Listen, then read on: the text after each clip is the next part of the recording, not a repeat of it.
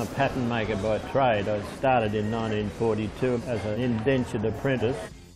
We were making munitions and parts for ships, ships' propellers, anchor chains for battleships. It was a huge steelworks. And that's when I got the idea that I thought I'd better make a surfboard, see? And there was nowhere to do it except under my grandmother's house, the Bronte Beach.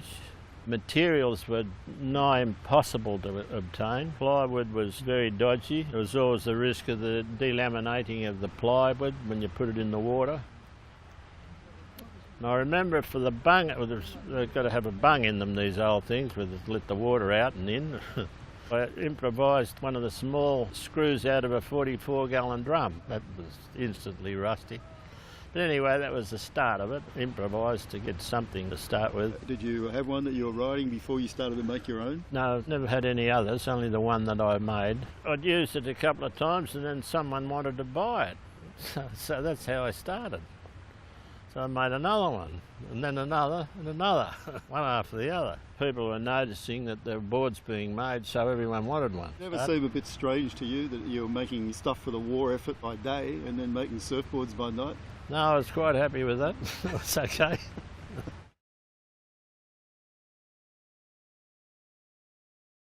Boards we were riding with toothpicks, designed for surf carnivals for racing. That's all we had through the 40s and early 50s. My early years, my school years, I can remember making sketches of toothpick-type surfboards, probably inspired by the Tom Blake design that was available in magazines at that time. You could see hollow surfboards. 16 feet was the ideal length for racing. A few went a little higher, to 17 and 18 feet even, but they were too difficult to turn around the buoys in the races. There has been some interest in the boards. I did make quite a few over the last 10, 15 years for individuals, but unsuitable for riding waves, really. They are hard to ride. You need to be very good at balancing just the length and the narrowness of them.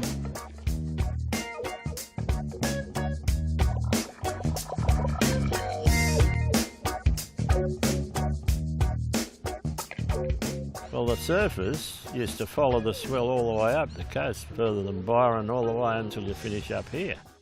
My next door neighbour was Bob Evans in Sydney, and he had his magazine, Surfing World. He spoke about Noosa a lot. I came on holidays and got wrapped in it. I met the chap that eventually sold me the place in Hastings Street. He wrote me a letter and suggested he thought the place was worth $70-something thousand. It was the end of the 60s and the surfing boom had peaked. So I took the opportunity and moved to this beautiful weatherboard cottage on Noosa Beach. There were very few people here in the early days. I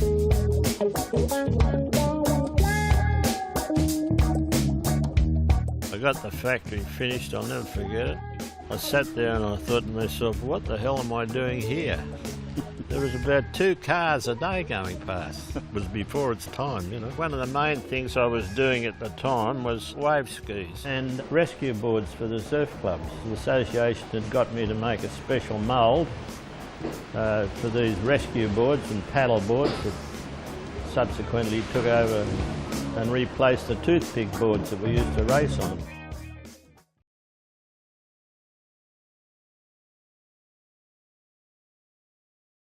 I wanted to talk to you about the role you've played as an elder statesman of surfing in Queensland, in particular Sunshine Coast. In 1999, Buffalo Kealana, the elder statesman of surfing in Hawaii, came out here for the Noosa Festival of Surfing. He was going to perform the traditional Hawaiian opening ceremony, and he said, no, I have to have a tribal elder statesman. Yes. One of your Aboriginal people. Oh yes. And we didn't know any Aboriginal surfers at that time who were local. No. But we got you. That was probably the first time that we actually recognised that you in fact were the elder statesman of our tribe here in Noosa, our surfing tribe. You've fulfilled that role ever since. It's a great honour. It's just one of those things that happen. Tell us about the Surfboard Builders Hall of Fame. You've been inducted into that. They elect 6 every year. And up to now there's been six Americans, of course, every year. They must have thought, oh well, the Australians have been making boards too, we better throw a couple in. So they put in Barry Bennett, and he nominated me for the following year, 2010, and they've had to go back and pull up the names from earlier days. It's a very distinguished list, going right back to the Duke himself.